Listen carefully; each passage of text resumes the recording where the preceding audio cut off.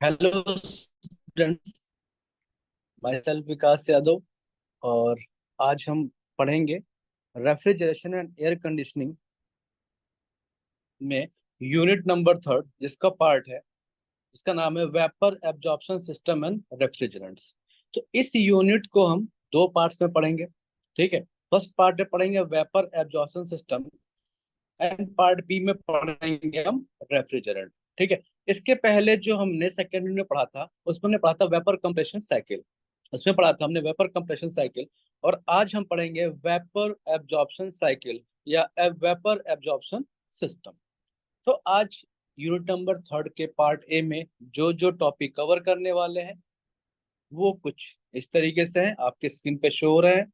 हम पढ़ेंगे आज working principle of vapour absorption refrigeration system, then comparison between absorption and compression system, then elementary idea of refrigerant absorption mixer, then temperature concentration diagram, then enthalpy concentration diagram।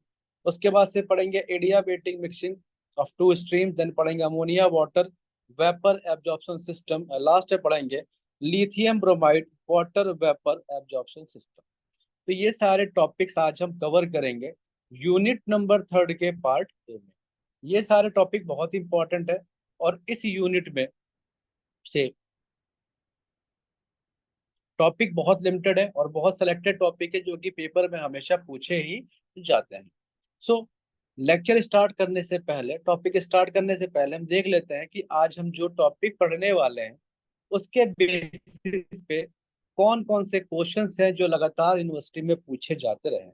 सबसे पहला question है explain with the figure lithium bromide water absorption system. Second question है discuss in detail water ammonia absorption system. Next question है draw a neat diagram of three fluid system of refrigerant in bracket Electrolux refrigeration system and explain its working. And next question है with the help of neat sketch explain in brief the working principle of practical vapor absorption refrigeration system obtaining an expression for maximum COP of the site। तो ये कुछ questions हैं जो लगातार इस unit के से पूछे जाते रहे हैं। ठीक है। तो आगे टॉपिक सारे टॉपिक्स में आपके ये सारे क्वेश्चंस भी कवर हो जाएंगे। तो मेरे साथ बिल्कुल शुरू से लेकर आखिर तक जुड़े रहिए, आपको सारे टॉपिक बहुत ही अच्छी तरीके से समझ में आ जाएंगे। तो शुरुआत करते हैं वेपर एब्जॉर्प्शन रेफ्रिजरेशन सिस्टम। अब बात है कि ये वेपर एब्जॉर्प्शन रेफ्रिजरेशन सिस्टम होता क्या है या इसकी जरूरत क्यों पड़ी।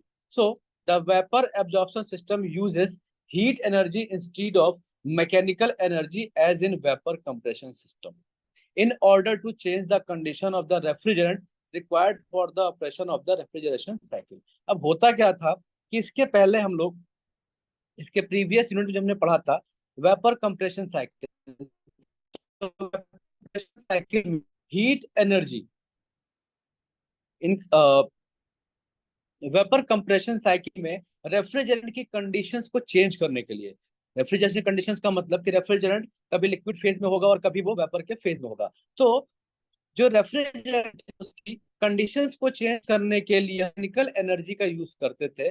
But in case of vapour absorption refrigeration system जो कि हम पढ़ रहे हैं वहां पर हम हीट एनर्जी का यूज करते हैं फॉर दिस पर्पस। तो दोनों में मेन डिफरेंस या बिग डिफरेंस यही है कि इन case of vapour compression system वहां पर हम मैकेनिकल एनर्जी का यूज करते थे for changing the condition of refrigerant.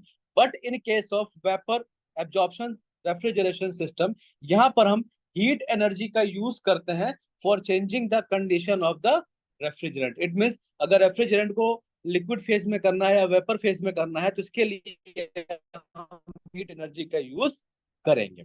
अब बात आ रही है कि हम कैसे यूज करेंगे हीट एनर्जी। तो होता क्या है कि इन वेपर एब्जॉर्प्शन सिस्टम में कम में एक एब्जॉर्बर, एक पंप और एक जनरेटर और एक प्रेशर रिड्यूसिंग वाल्व लगाते हैं जो कि कंप्रेशर को रिप्लेस करता है।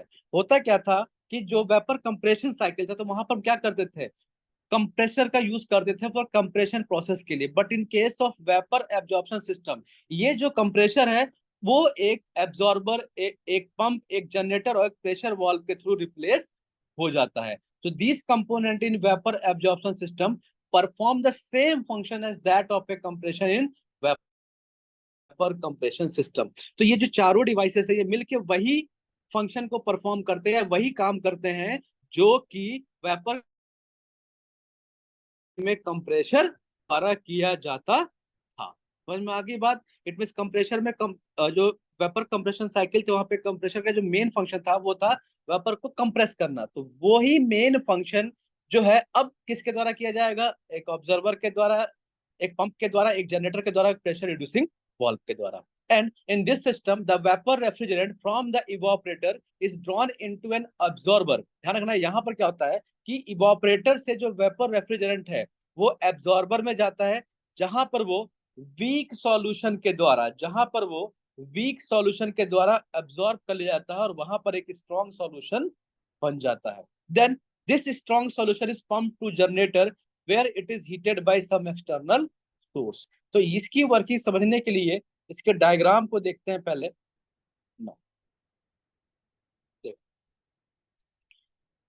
ये इसके मेन कंपोनेंट क्या है? कंडेंसर, ठीक है, रिसीवर, इवोपरेटर। अब यहाँ पे क्या लगता था? एक कंप्रेशर। तो उस कंप्रेशर को किसके द्वारा रिप्लेस कर दिया गया? An observer, a pump, A pressure reducing valve और एक जनरेटर। तो इस चार डिवाइस के द्वारा उस कंप्रेशर को रिप्लेस कर दिया गया। तो अब इसकी वर्किंग में होता क्या है देखो।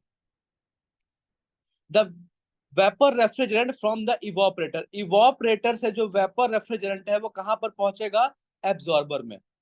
कहां पहुंचेगा? वो एब्जॉर्बर में। ठीक है, जैसे ही एब्जॉर्बर में आएगा यहाँ पर वीक सॉल्यूशन के द्वारा ये एब्जॉर्ब कर लिया जाएगा और वहां पर क्या बन जाएगा? एक स्ट्रॉन्ग सॉल्यूशन। वहां पे क्या बन जाएगा? एक स्ट्रॉन्ग सॉल्यूशन। और इस स्ट्रॉन्ग सॉल्यूशन को पंप के द्वारा हम कहाँ भेज देते हैं? जनरेटर में। इस स्ट्रॉन्ग सॉल्यूशन को इस पंप के द्वारा कहाँ भेज देंगे? हम जनरेटर में। वहां पर जनरेटर क्या करेंगे? ये जो स्ट्रॉन्ग सॉल्यूशन है इसको हीट सप्लाई करेंगे। और जो हीट सप्लाई करेंगे वो कैसे करेंगे? बाय हीटिंग कॉइल या फिर सम एक्सटर्नल सोर्स। अब जैसे ही यहाँ पर जनरेटर में इस स्ट्रॉन्ग सॉल्यूशन को हीट सप्लाई करेंगे, the vapour refrigerant is driven of by the solution and enter into the condenser. तो यहां से क्या होगा? जो वेपर रेफ्रिजरेंट होगा वो यहाँ से बाहर निकल जाएगा और कहाँ पहुंच जाएगा? कंडेंसर में। कहाँ पहुंच जाएगा? कंडेंसर में, जहां पर कि कंडेंसेशन प्रोसेस होगा, ये हीट को रिजेक्ट करेगा और लिक्विड में कन्वर्ट हो जाएगा। क्या होगा? यहाँ पर ये हीट एटेंट रिमूव करेगा और ये लिक्विड में कन्वर्ट हो जाएगा। अब यहाँ से देखो, ये जो लिक्विड अमोनिया है यहाँ से वो क्या करेगी? This liquid refrigerant then flows into the evaporator and the cycle is completed. तो इसके बाद जो ये इवोपरेटर कहाँ पहुंचेगा? जो रेफ्रिजरेटर कहाँ पहुंचेगा? इस रिसीवर से होते हुए कहाँ पहुंचेगा? इवोपरेटर में। इस तरीके से एक साइकिल ये कंप्लीट हो जाएगी। ठीक है, इस तरीके से ये साइकिल ये कंप्लीट हो जाएगी। वेट, ठीक है। अब इसी को, ये सारा परफॉर्मेंस था जो सारे ऑपरेशन से मैंने दिखाया था, यही सेम ऑपरेशन किसके लिए है? ये सिंपल वेपर एब्जॉर्प्शन साइकिल। ये किसके लिए है? सिंपल वेपर एब्जॉर्प्शन साइकिल या सिंपल वेपर एब्जॉर्प्शन सिस्टम, जो कि इस डायग्राम में बना हुआ है। जो मैंने अभी आपको वर्किंग बताई, सेम वर्किंग वो इसके लिए है। और यहीं पर थोड़ा सा डिटेल में है, तो मैं आपको फिर से एक बार डिटेल में समझाता हूँ कि ये वर्किंग होती कैसे है। So the simple absorption system is shown in the figure. अब इसमें क्या क्या लगा होगा फिर से बता दूं। एक एब्जॉर्बर होगा, उसके बाद से पंप लगा होगा, एक जनरेटर है, देन कंडेंसर है, रिसीवर, एक्सपेंशन वाल्व और इवोपरेटर है। ये सारे component simple vapour absorption system में लगे होते हैं। यहाँ पर होता क्या है? Low pressure vapour ammonia leaving the evaporator. जो ये इवोपरेटर है यहाँ से क्या निकलेगा? Low pressure ammonia vapour. यहाँ से क्या निकलेगा? इवोपरेटर से लो प्रेशर अमोनिया वेपर। और वो कहाँ पहुंच जाएगा? एब्जॉर्बर में। वो कहाँ पहुंचेगा? एब्जॉर्बर में। और एब्जॉर्बर में ये जो लो प्रेशर अमोनिया वेपर है ये यहाँ पर वाटर के द्वारा एब्जॉर्ब कर लिया जाएगा और यहाँ पर क्या बन जाएगा? Aqua ammonia solution. क्या बन जाएगा बच्चों? यहाँ पर एक्वा अमोनिया सॉल्यूशन बन जाएगा। अब ये जो एक्वा अमोनिया स्ट्रॉन्ग सोल्यूशन बनेगा, इसको पंप के थ्रू कहाँ भेज देंगे? जनरेटर में। कहाँ भेज देंगे? जनरेटर में। तो जैसे ही पंपिंग प्रोसेस के थ्रू इसको जनरेटर में भेजेंगे, इस सॉल्यूशन का जो प्रेशर है अप टू 10 बार तक इंक्रीज कर जाता है, अप टू 10 बार तक इंक्रीज कर जाता है। देन ये जो अमोनिया का स्ट्रॉन्ग सॉल्यूशन है, इसको जनरेटर में भेजेंगे, यहाँ पर सम एक्सटर्नल सोर्स के द्वारा इसको हीट किया जाएगा। तो जैसे हीटिंग प्रोसेस होगा, यहाँ से अमोनिया वेपर यहाँ से ड्रिवन ऑफ होगा, हाई प्रेशर अमोनिया वेपर यहाँ से निकलेगा और कहाँ पहुंच जाएगा? ये कंडेंसर में। कहाँ पहुंच जाएगा? कंडेंसर में। और जनरेटर में क्या छोड़ देगा यहाँ पर? ये वीक सॉल्यूशन। यहाँ पे क्या छोड़ देगा? यहाँ पर वीक सॉल्यूशन छोड़ देगा, जो वहां पर कहाँ पहुंच जाएगा? एब्जॉर्बर में। और यहाँ से हाई प्रेशर अमोनिया सॉल्यूशन कहाँ पहुंचेगा? कंडेंसर में। वहां पर कंडेंसेशन प्रोसेस होगा। यहाँ पर क्या होगा? कंडेंसेशन प्रोसेस होगा, और जो हाई प्रेशर अमोनिया वेपर है वो लिक्विड अमोनिया में कन्वर्ट हो जाएगा। वो फर्दर रिसीवर के द्वारा रिसीव किया जाएगा, और देन वो उसको भेजेंगे एक्सपेंशन वाल्व में, जहां पर उसका एक्सपेंशन होगा, और उसके बाद से फर्दर कहाँ पहुंच जाएगा? ये इवोपरेटर में। तो इस तरीके से simple vapour absorption refrigeration system की एक साइकिल कंप्लीट हो जाती है। तो ये था आपका simple vapour absorption refrigeration system. ठीक है। अब जो नेक्स्ट टॉपिक है इसी में है, वो है practical vapour absorption refrigeration system. तो नेक्स्ट है वो है practical vapour absorption refrigeration system. तो इसके जो मेन कंपोनेंट्स हैं वो कौन कौन से होते हैं भाई? जो मेन कंपोनेंट उनमें होता है analyser, rectifier and heat exchanger. अब इसका थोड़ा सा डायग्राम हम देख लेते हैं भाई। देखो कि इसके मेन कंपोनेंट कौन कौन से। देखो, absorber, pump, heat exchanger, generator, analyser, then again यहाँ पर रेक्टिफायर और dehydrator, condenser, receiver, then again एक और हीट एक्सचेंजर लगा होता है, उसके बाद से एक्सपेंशन वॉल्व, और उसके बाद से इवोपरेटर। तो यहाँ पर क्या है? यहाँ पर एक एनालाइजर ऐड करते हैं, एक रेक्टिफायर ऐड करते हैं, और दो हीट एक्सचेंजर ऐड करते हैं। तो ये तीन कंपोनेंट और ऐड करते हैं simple vapour absorption refrigeration system में। तो भाई जब ये तीन हमने कंपोनेंट ऐड किए हैं, तो पहले देख ले इन तीनों कंपोनेंट का फंक्शन होता क्या है ना? इन तीनों कंपोनेंट का फंक्शन होता क्या है?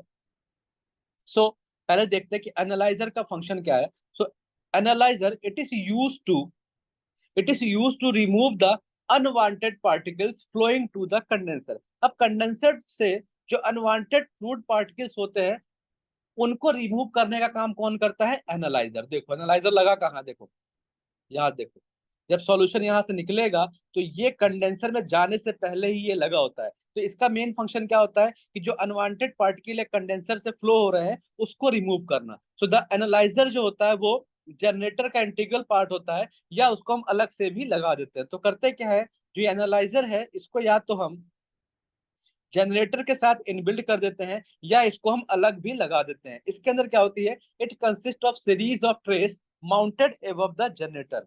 एनालाइजर के अंदर ट्रेस की सीरीज लगी होती है, और जो स्ट्रॉन्ग सॉल्यूशन होता है फ्रॉम द एब्जॉर्बर, एब्जॉर्बर से जो स्ट्रॉन्ग सॉल्यूशन आता है, तो the strong solution from the absorber and the aqua from the rectifier are introduce at the top of the analyser. तो समझो, रेक्टिफायर और एब्जॉर्बर से जो सॉल्यूशन आता है वो इस एनालाइजर के टॉप पर हम इंट्रोड्यूस कराते हैं, और इसको डाउनवर्ड डायरेक्शन में फ्लो कराते हैं।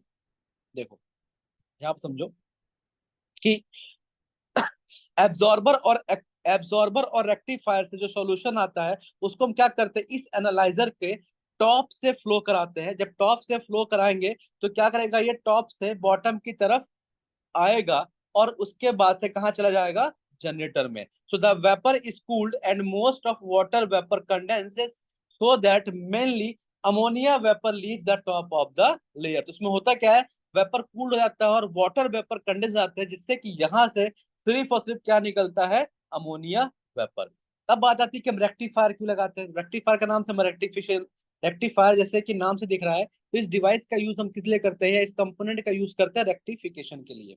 सो in case the water vapour are not completely removed in the analyser, मान लो ऐसा केस हुआ कि एनालाइजर के अंदर जो वाटर वेपर्स है वो कंप्लीटली रिमूव नहीं हुए, कंप्लीटली रिमूव नहीं हुए, तो a close type vapour cooler called rectifier is used.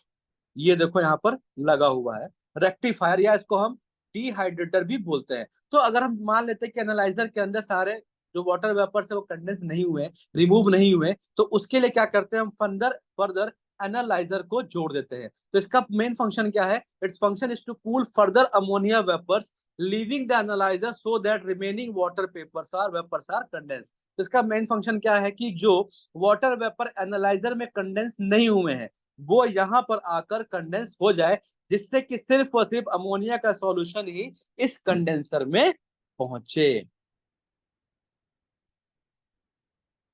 इसके बाद से बच्चों क्या लगाते हैं यहाँ पर, हीट एक्सचेंजर। तो हीट एक्सचेंजर का मेन फंक्शन क्या होता है, तो the heat exchanger provide between the pump and the generator. देखो दो जगह लगा हुआ है, कहाँ कहाँ लगा रखा हमने, देखो हीट एक्सचेंजर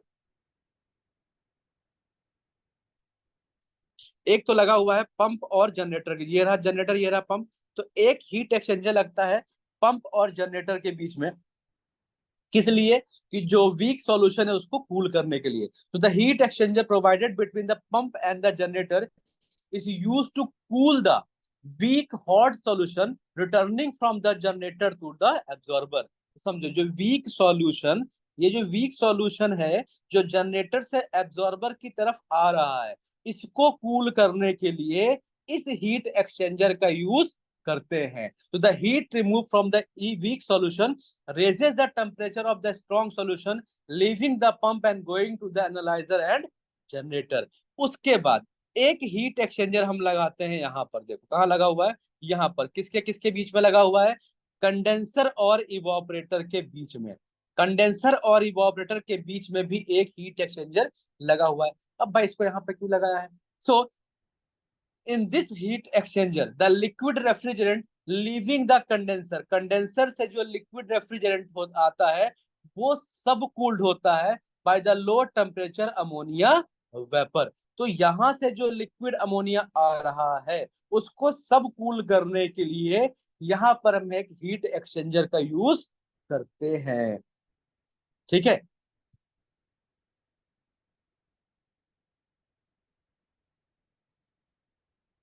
तो ये तीन मेन कंपोनेंट्स हैं, और बाकी इसकी जो वर्किंग है वो वर्किंग सिंपल, जिस तरीके से simple vapour compression, simple vapour absorption cycle की थी, सेम टू सेम वर्किंग इसकी भी है। बट यहाँ पर तीन एडिशनल कंपोनेंट लगे हैं, कौन कौन से, एनालाइजर, रेक्टिफायर और हीट एक्सचेंजर। कौन कौन से लगे हैं, एनालाइजर, रेक्टिफायर और हीट एक्सचेंजर। अब जो नेक्स्ट टॉपिक वो है coefficient of performance of an ideal vapour absorption refrigeration system. तो एक ideal vapour absorption refrigeration system है, उसकी सीओपी मतलब कोफिशिएंट ऑफ परफॉर्मेंस को कैसे फाइंड आउट करेंगे। तो देखो एक आइडियल वेपर रेफ्रिजरेशन सिस्टम में होता क्या है, the heat QG is given to the refrigerant in the generator. Refrigerant को जनरेटर में कितनी हीट दे रहे हैं, उसके बाद heat QC is discharge to the atmosphere और cooling water from the condenser and absorber. तो कंडेंसर और एब्जॉर्बर में कितनी हीट डिस्चार्ज हो रही है उसको क्यू दिखाते हैं QC से। Then QE, heat QE is absorb by the refrigerant in the evaporator. Evaporator के अंदर रेफ्रिजरेंट क्या होता है, हीट को एब्जॉर्ब करता है, उससे किसको शो करते हैं, QE के द्वारा से सॉल्व करते हैं। And the heat QP is added to the refrigerant due to the pump work. Pump work के द्वारा जो पंपिंग प्रोसेस हो रहा है, तो पंप वर्क के थ्रू जो हीट ऐड हो रही है रेफ्रिजरेंट में उसको किससे शो करेंगे, QP से। So neglecting the heat due to pump work, इस DA जो QP है इसको निग्लेक्ट कर दे, तो according to first law of thermodynamics QC is equal to QG plus QE।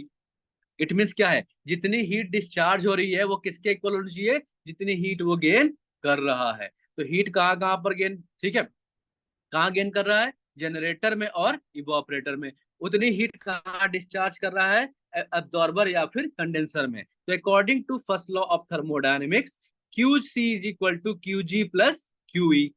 Let मान लेते हैं TG क्या है, temperature at which heat QG is given to the is given by to the generator. TC, temperature at which heat QC is discharged to atmosphere, and TE क्या है, temperature at which heat is absorbed in the evaporator. तो ये हमने मान लिया है। अब देखते हैं कि इसकी COP कैसे निकलेगी।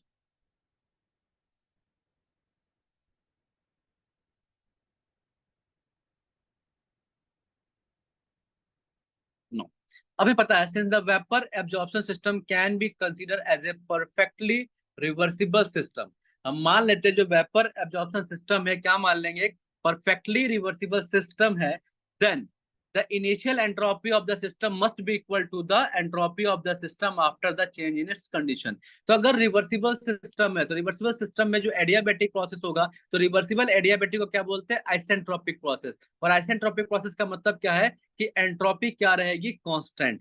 तो initial entropy should be equal to final entropy. तो क्या बन जाएगा, QG upon TG plus QE upon TE is equal to QC upon TC।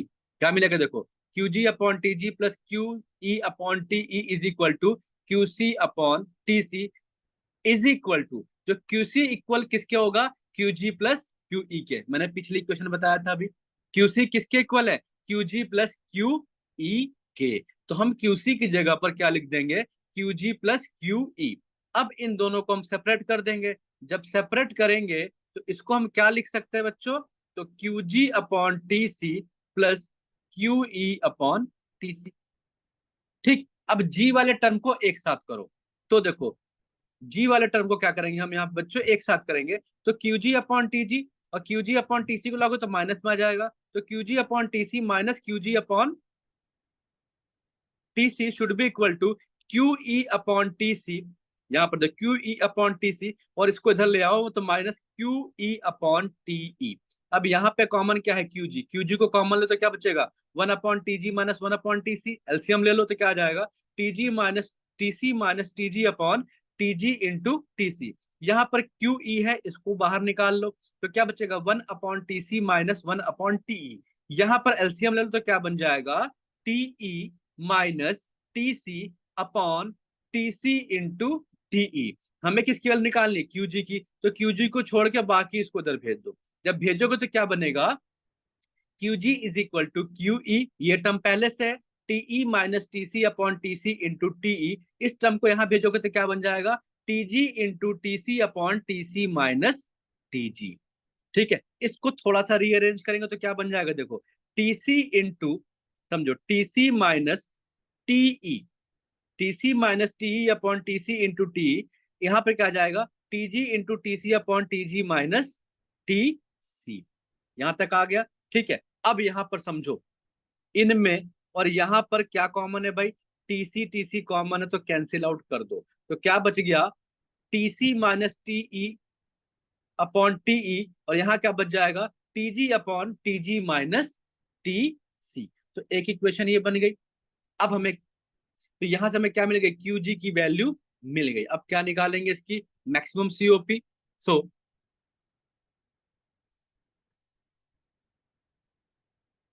So maximum COP of the system is given by, COP क्या हो जाएगा, refrigeration effect upon heat input. तो QE upon QG। तो QE और QG की value कितनी थी, QE TC minus TE upon TE into TG upon TG minus TC।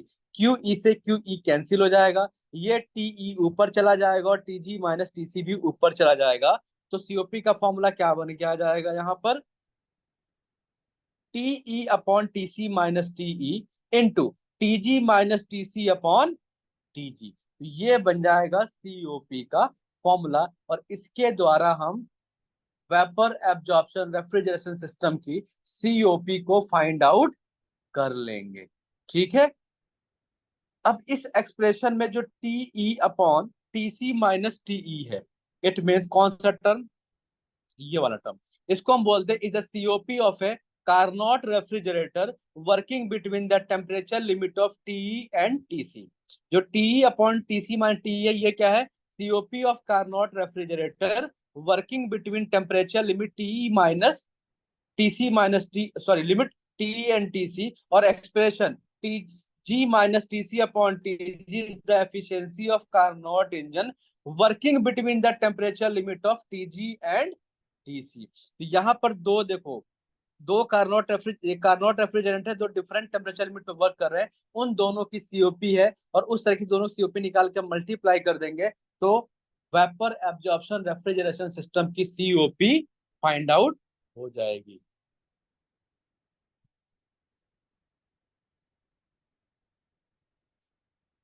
जो नेक्स्ट टॉपिक है वो है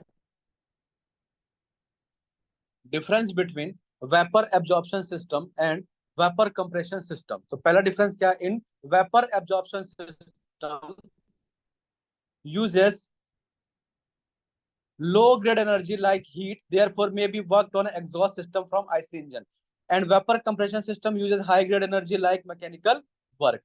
ठीक है, कि पता है थर्मोडायनामिक्स से बताया जाता है, पढ़ाया जाता है वहां पर कि हीट जो होती है वो लो ग्रेड एनर्जी होती है और जो वर्क होता है वो हाई ग्रेड एनर्जी होती है। In case of vapour absorption system moving parts are only is the pump.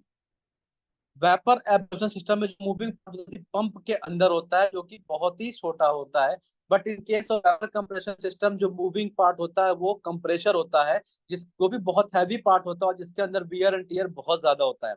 In vapour absorption system the system work on lower evaporator pressure also without effecting the COP, while the vapor compression system the COP decreases considerably with decrease in evaporator pressure। Third one, fourth one है in vapour absorption system no effect of reducing the load on performance. अगर load को हम reduce कर रहे हैं तो performance पे कोई वर्क नहीं, कोई भी इफेक्ट नहीं पड़ेगा। But in case of vapour compression cycle, अगर अगर लोड को चेंज कर रहे हैं तो वहां पर इफेक्ट पड़ेगा। पांचवा क्या है, liquid traces out of refrigerant present in piping at the exit of evaporator, but in case of vapour compression system liquid traces out in suction line may damage the compression, and in case of vapor absorption system automatic operation for controlling the capacity is easy, but in case of vapor compression system it is difficult। जो next difference है, charging of refrigerant is simple, यहाँ पे charging of refrigerant is difficult, और यहाँ पे क्या है, part load performance is low, but in case of vapour compression system no effect of variation of load. तो ये था difference between vapour absorption system and vapour compression system. जो next topic है वो है डोमेस्टिक इलेक्ट्रोलक्स रेफ्रिजरेशन, जिसको कि हम अमोनिया हाइड्रोजन रेफ्रिजरेशन सिस्टम बोलते हैं। सो the domestic absorption time refrigeration was invented by two Swedish engineer। जो ये डोमेस्टिक एब्जॉर्प्शन टाइप रेफ्रिजरेटर था, इसको दो स्वीडिश इंजीनियर ने डेवलप करा था या इन्वेंट करा था। उनका नाम था Carl Munters and Baltzar von Platen in 1925, and this type of refrigerator is also called three flute absorption system।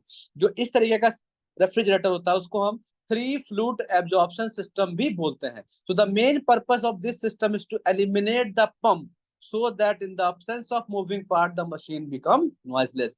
इस ये जो डोमेस्टिक इलेक्ट्रो रेफ्रिजरेशन है ये through three fluid absorption system है। इसका मेन पर्पस क्या है कि जो वेपर एब्जॉर्प्शन सिस्टम में पंप लगा हुआ था उसको एलिमिनेट करना, जिससे क्या होगा, इस सिस्टम में कोई मूविंग पार्ट नहीं होगा, और कोई भी मूविंग पार्ट नहीं होगा तो जो मशीन होगी वो नॉइसलेस हो जाएगी। जो the three fluid used in this system are ammonia, hydrogen and water. यहाँ पर जो तीन फ्लूइड यूज करते हैं वो कौन कौन से हैं, अमोनिया, हाइड्रोजन एंड वाटर। और इस तीनों फ्लूइड के अलग अलग वर्क है। कौन कौन से, तो the ammonia is used as a refrigerant. Ammonia को हम यूज करते हैं as a refrigerant because it possesses most of desirable properties, and the hydrogen being the lightest gas is used to increase the rate of evaporation of the liquid ammonia passing through the evaporator।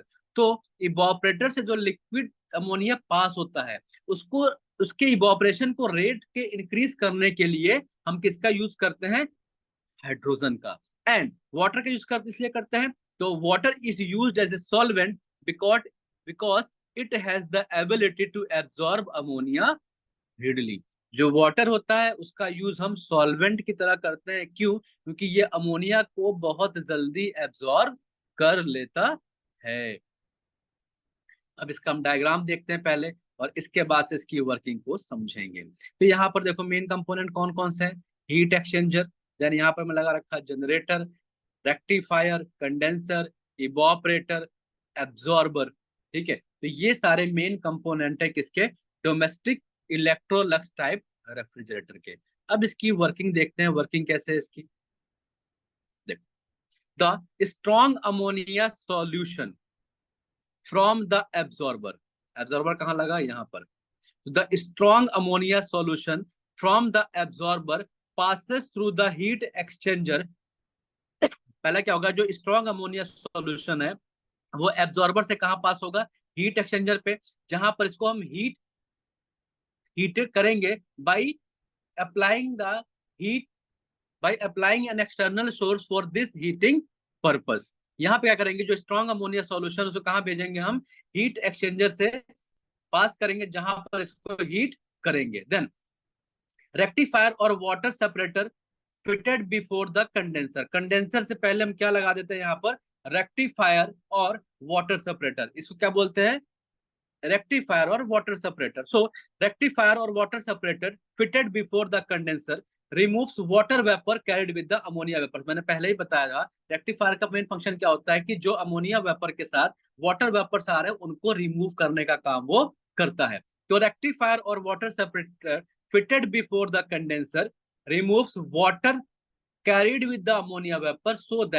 dry ammonia so that dry ammonia vapor are supplied to the condenser and the hot weak solution left behind in the generator। इस generator में जो hot weak solution है वो कहाँ flow करता है, absorber में, through the, कहाँ फ्लो करता है, वापस देखो, जो यहाँ पर हॉट वीक सॉल्यूशन है वो कहा जाता है, एब्जॉर्बर में, through the heat exchanger. So this hot weak solution while passing through the exchanger is cooled. और ये जो यहाँ जो हीट देगा वो कौन गेन करेगा, ये जो स्ट्रॉन्ग सॉल्यूशन यहाँ से आ रहा होता है। तो the heat remove by weak solution is utilising in raising the temperature of strong solution passing through the heat exchanger. Now the ammonia vapour in the condenser are condensed by using external cooling source and the liquid ammonia leaving the condenser flow under gravity to the evaporator, flow under gravity to the evaporator where it meets the hydrogen। यहाँ पर किससे मिलेगा, ये hydrogen से। और hydrogen क्या करेगा, इसको इवोपरेट करने में हेल्प करेगा। मैंने बताया था हाइड्रोजन क्यों यूज करते हैं। तो hydrogen gas is being fed to evaporator permits in the liquid ammonia to evaporate at low pressure and low temperature। ठीक है, तो इसके बाद से ये कहाँ पहुंच जाएगा, एब्जॉर्बर में, और फिर से ये साइकिल कंप्लीट हो जाएगी और इस तरीके से ये कॉन्टिन्यूअस साइकिल चलती रहेगी। ठीक है, अब जो नेक्स्ट टॉपिक है वो है, बहुत इंपॉर्टेंट टॉपिक है, lithium bromide absorption refrigeration system. ये भैया ये क्वेश्चन कम से कम हर साल तो पूछा ही जाता है, मतलब 99% चांस होता है कि हर साल ये क्वेश्चन जरूर पूछा जाएगा। तो भैया lithium bromide absorption refrigeration system होता क्या है। The lithium bromide absorption refrigeration system uses a solution of lithium bromide in water।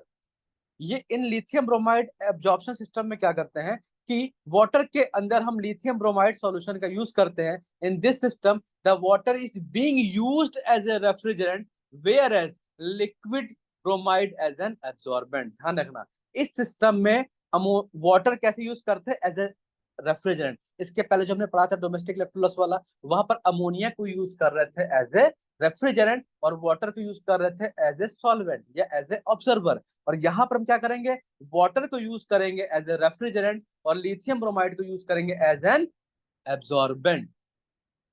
अब इस पूरे सिस्टम का डायग्राम जो है यहाँ पर बना हुआ, देखो भाई, बहुत बढ़िया डायग्राम है, खूबसूरत सा डायग्राम है, देख के भी तुम लोग को बहुत अच्छा लगेगा।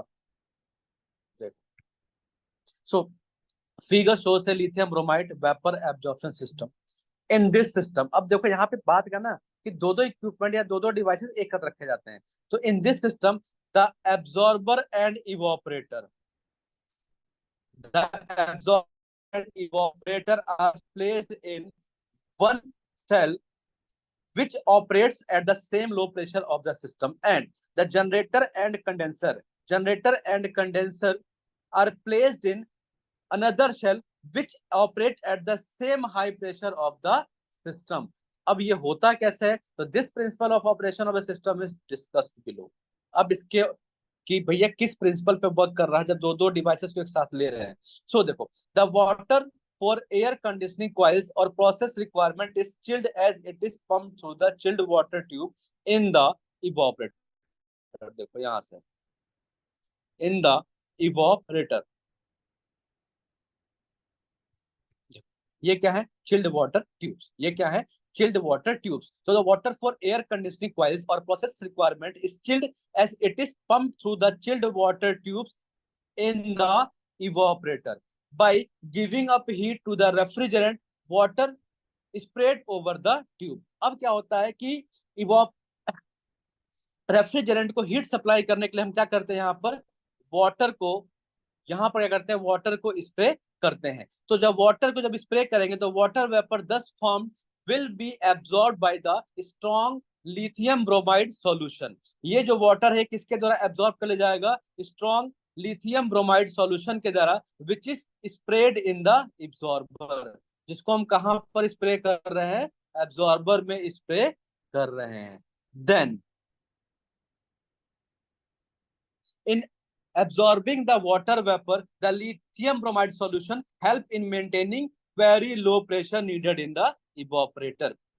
तो जो लिथियम ब्रोमाइड सॉल्यूशन है वो लो प्रेशर मेंटेन करने में बहुत हेल्प करता है, जिसकी रिक्वायरमेंट होती है इवोपरेटर में। And the solution becomes weak. अब क्या होगा, जो ये वीक सॉल्यूशन होगा, the weak solution is pumped by a pump to the generator. ये जो वीक सॉल्यूशन है उसको हम कहाँ भेज देंगे, जनरेटर में भेज देंगे, किसके थ्रू, एक पंप के through.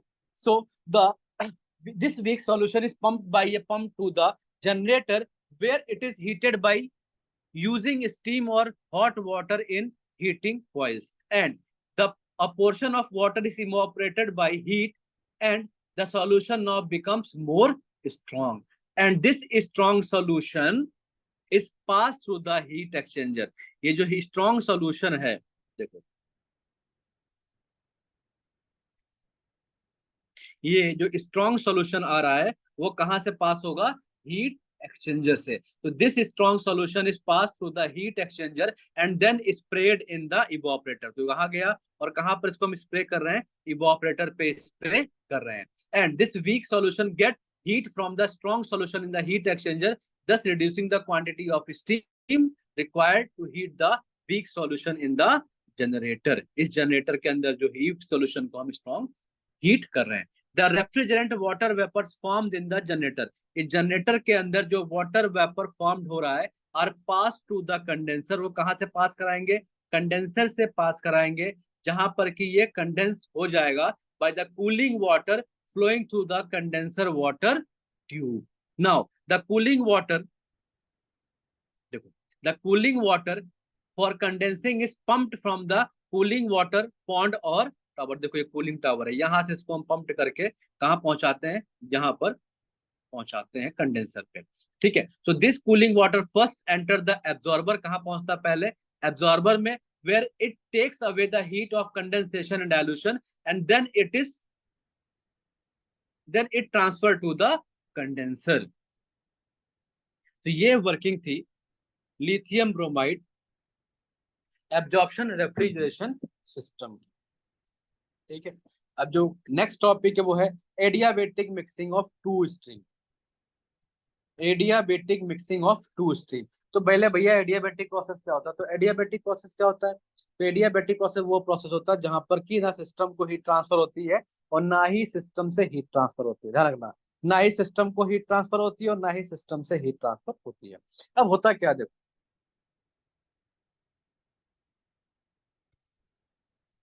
when two quantities of air having different enthalpies, मतलब एयर की दो क्वांटिटीज है जिनकी एंथैल्पी अलग अलग है और उनकी स्पेसिफिक ह्यूमिडिटी भी अलग अलग है, और उनको मिक्स करते हैं। तो when two quantities of air having different enthalpies and different specific humidity are mixed, the final condition of the air mixture depend of the masses involve. अब होता क्या कि दो डिफरेंट क्वांटिटीज एयर की, ठीक है, जिनकी इंथैल्पीज भी अलग अलग है और स्पेसिफिक ह्यूमिडिटी अलग अलग है, उनको हम मिक्स कर देते हैं। तो जो फाइनल कंडीशन होती है एयर मिक्सचर की, वो किस पे डिपेंड करती है? मास पे जो कि इन्वॉल्व है, and on the enthalpy and specific humidity of each of the constituent masses which enter the mixture. तो अब इनकी मिक्सिंग होती किस तरीके से, तो समझो now. Consider two air stream, एक एयर स्ट्रीम यहां से आ रही है, एक इस एयर स्ट्रीम यहां से आ रही है, और दोनों ही adiabatically let m1 mass of air entering at 1, h1 enthalpy of air entering at 1, w1 specific humidity of air entering at 1. Similarly, m2 h2 w2 corresponding values of air entering at 2, and m3 h3 w3 corresponding values of mixture leaving at 3. ये सारी values मिल गई, ठीक है। Now assuming, हम ये assume कर लेते हैं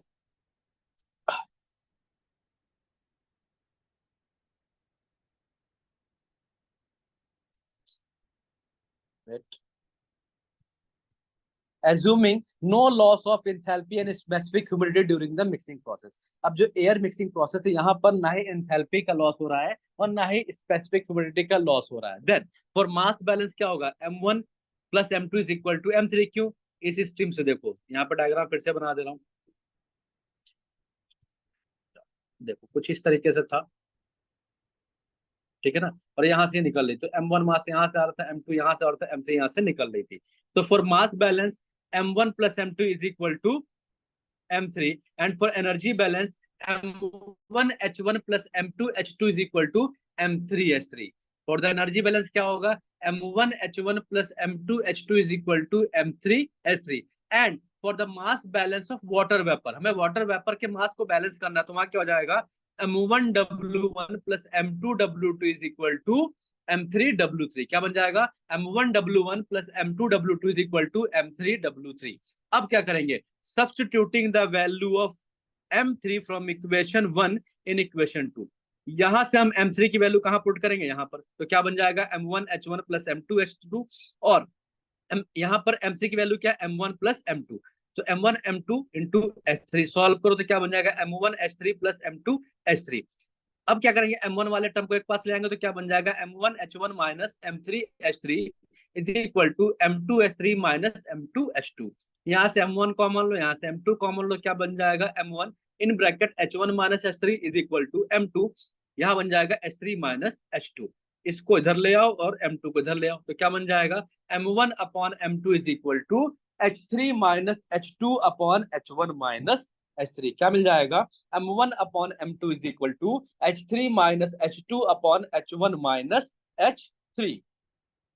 similarly substituting the value of m3 from equation 1 in equation 3, तो वहां पर जब m1 की वैल्यू m3 की वैल्यू को इक्वेशन 3 में पुट करोगे तो क्या बन जाएगा? m1 w1 अब m1 upon w1 is equal to w3 minus w2 upon w1 minus w3। क्या मिल जाएगा? m1 upon m2 is equal to w3 minus w2 upon w1 minus w3। तो इसके पहले वाले और इस इक्वेशन से मिलकर क्या बन जाएगा?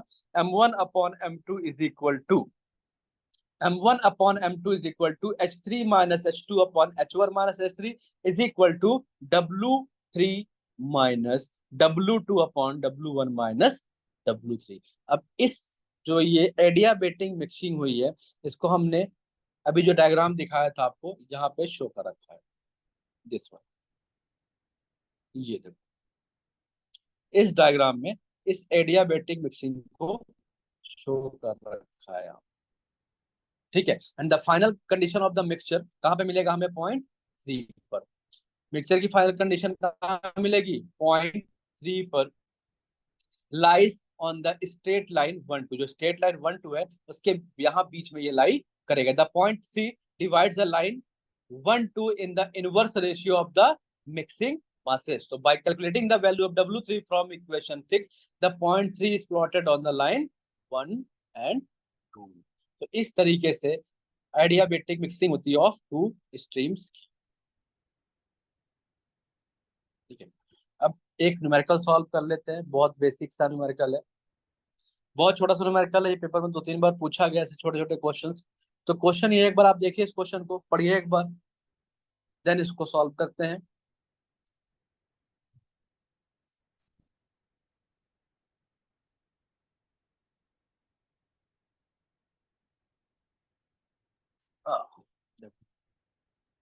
क्वेश्चन ये कह रहा है, in a vapour absorption refrigeration system, heating, cooling and refrigeration takes place at the temperature of 100 degree centigrade, 20 degree centigrade and -5 degree centigrade respectively. Find the COP of the system. तो एक vapour absorption refrigeration system है जहां पर heating, cooling and refrigeration हो रहा है at different different temperatures पे, तो हमें सीओपी निकालनी है। तो सबसे पहले क्या करेंगे, हम देखते हैं कौन कौन सी वैल्यू गिवन है। सबसे पहले क्या, हीटिंग हो रही है, हीटिंग का मतलब टीजी कितना, 100 डिग्री सेंटीग्रेड, इसको किस में कन्वर्ट करेंगे, केल्विन में। तो डिग्री सेंटीग्रेड को केल्विन में कन्वर्ट करने के लिए क्या करते हैं हम, 273 ऐड कर देते हैं। तो टीजी की वैल्यू कितनी हो जाएगी, 100 + 273 इज इक्वल टू 373। टीसी की वैल्यू हो जाएगी 20 + 273 इट मींस 293 केल्विन। और जो टीई की वैल्यू कितनी हो जाएगी, -5 + 273 इज इक्वल टू 268 केल्विन। ये वैल्यूज मिल गई। हमें पता है एक वेपर एब्जॉर्प्शन रेफ्रिजरेशन सिस्टम की मैक्सिमम सीओपी का फॉर्मूला क्या होता है, TE upon TC minus TE into TG minus TC upon TG. Value put करो, टीई कितना है 268, टीसी कितना है 293, टीई कितना है 268, अगेन टीजी कितना है 373, टीसी है 293 अपॉन 373। इसको कैलकुलेट करोगे तो सीओपी कितनी आ जाएगी, 2.3। दो कितना आसान सा न्यूमेरिकल था। ठीक है, और ये पेपर में ऐसे छोटे छोटे क्वेश्चंस पूछे जाते हैं। तो एक बार फिर से देख लेते हैं आज हमने कौन कौन से टॉपिक कवर करें।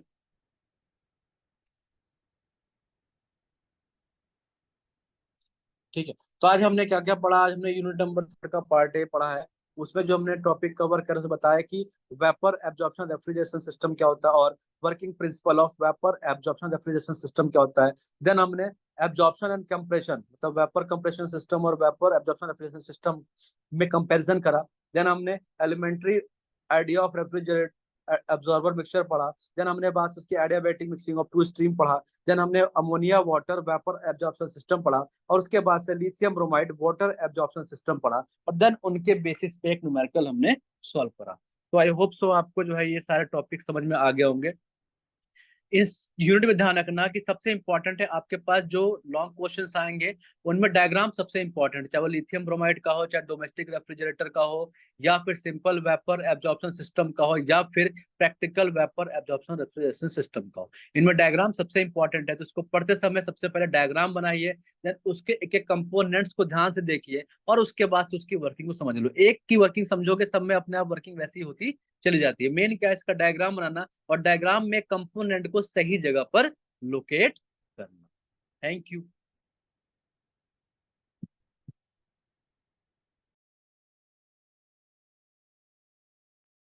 Thank you sir, thank you student.